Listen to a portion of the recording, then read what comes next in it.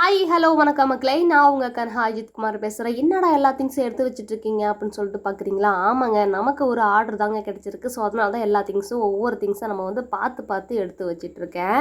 நம்ம வந்து ஒவ்வொரு திங்ஸும் எடுத்து வைக்கும்போதும் நம்ம ஒரு ப்ரைடுக்கு வந்து மேக்கப் போட போகும்போது நம்ம ஒரு தாட்டில் தான் நம்ம போவோம். நம்மளோட ப்ரைடுக்கு வந்து இப்படி மேக்கப் போடலாம், அப்படி மேக்கப் போடலான்னு நமக்கு தோணும்.